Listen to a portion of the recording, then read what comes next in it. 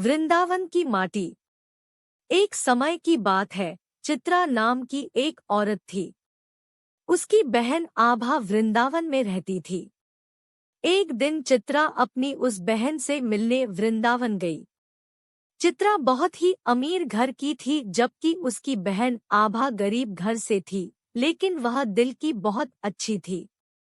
जब चित्रा आभा के घर पहुंची तो आभा ने अपनी बहन की आवभगत में कोई कमी नहीं छोड़ी।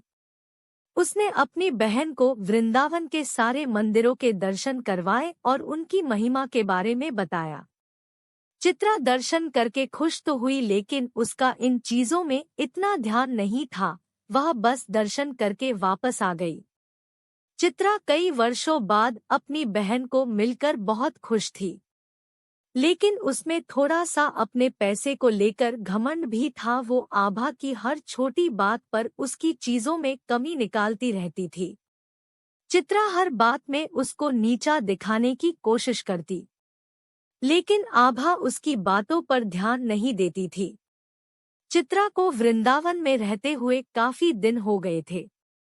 कुछ दिन बाद चित्रा बोली, काफी दिन हो गए मुझे आए हुए। घर में मेरा पति और बच्चे अकेले हैं। उनको सास के सहारे छोड़कर आई हूँ। अब मैं फिर कभी आऊंगी। तब चित्रा अपने घर जाने को तैयार होने लगी। आभा ने उसको उपहार स्वरूप एक घड़ा दिया। घड़े को देखकर चित्रा हैरान हो गई और मन में सोचने लगी, क्या कोई उपहार में घड़ा देता है। लेकिन आभा के बार बार आग्रह करने पर उसने अटपटे मन से घड़ा ले लिया। जब चित्रा जाने लगी तो आभा की आंखों में आंसू थे, लेकिन चित्रा जल्दी जल्दी वहां से चली गई। रास्ते में वह यही सोचती रही कि मैं घर जाकर अपनी सास और पति को क्या बताऊंगी कि मेरी बहन ने मुझे उपहार के रूप में घड़ा दिया है। उसने सोचा कि मैं घर में जाकर झूठ बोल दूंगी कि ये घड़ा मैं खरीद कर लाई हूँ। उसको मन में बहुत ही गुस्सा आ रहा था कि मेरी बहन क्या इस लायक भी नहीं थी छोटी बहन को कुछ पैसे उपहार में दे सके। चित्रा ने अपने घर जाकर उस घड़े को अपनी रसोई के ऊपर रख दिया। अब गर्मियों के दिन शुरू हो गए थे। उसके गांव में पानी की बहुत दिक्कत आने लगी।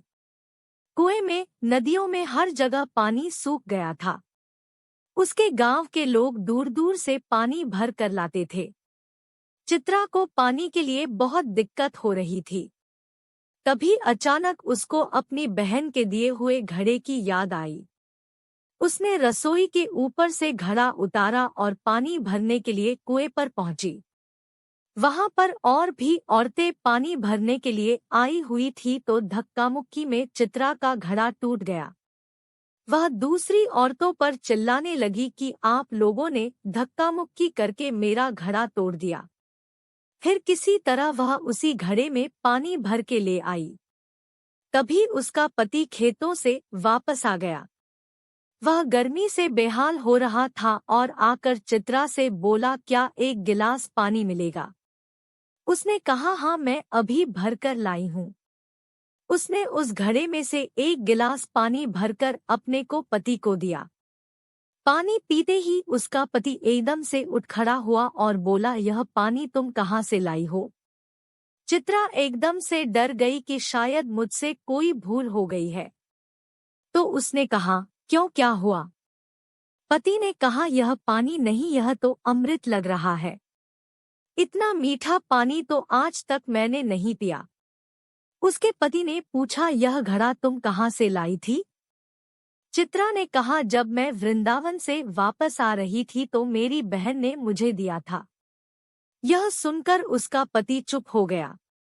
अब चित्रा का पति बोला कि मैं थोड़ी देर के लिए बाहर जा रहा हूँ, तब तक तुम भोजन तैयार करो।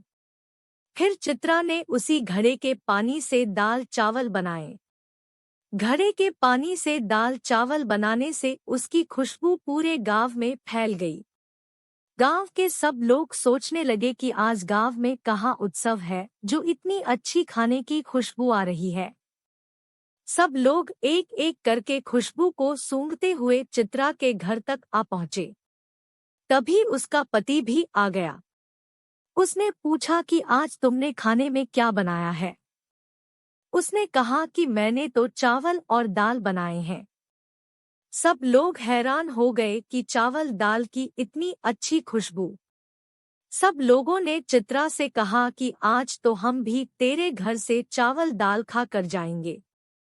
चित्रा ने किसी को मना नहीं किया और थोड़ा थोड़ा चावल दाल सबको दिया। चावल दाल खाकर सबने कहा कि ऐसा लग रहा है कि हम लोग अमृत चख रहे हैं। चित्रा के पति ने कहा कि तुमने आज चावल दाल कैसे बनाए? उसने कहा कि मैंने तो यह घड़े के पानी से ही दाल चावल बनाए हैं। उसका पति बोला, तुम्हारी बहन ने कितना अच्छा उपहार दिया है।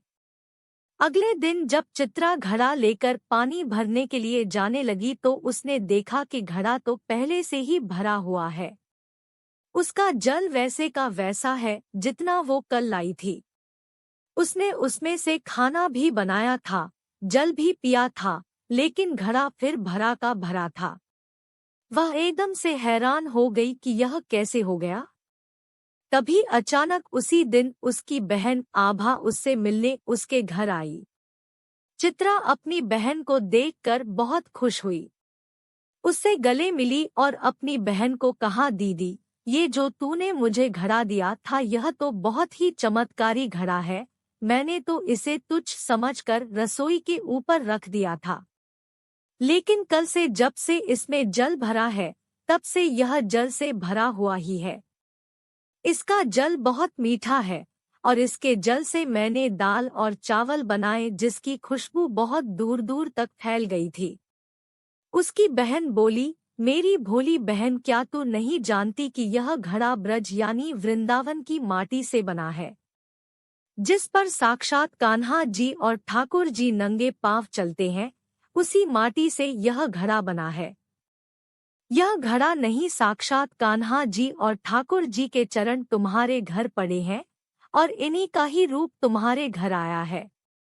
यह सुनकर चित्रा अपने आप को कोसती हुई अपनी बहन के कदमों में गिर पड़ी और बोली, मुझे क्षमा कर दो जो मैं वृंदावन की माटी की महानता को न जान सकी।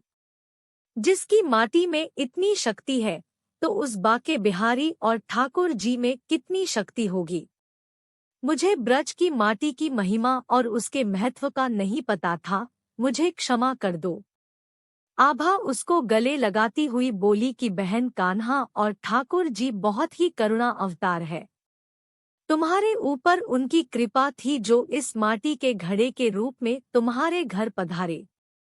चित्रा बोली, बहन, तुम्हारे ही कारण मैं धन्य हो उठी हूँ, तुम्हारा लाख लाख धन्यवाद। यह कहकर दोनों बहनें आंखों में आंसू भरकर एक दूसरे के गले लग गई। जय हो वृंदावन की।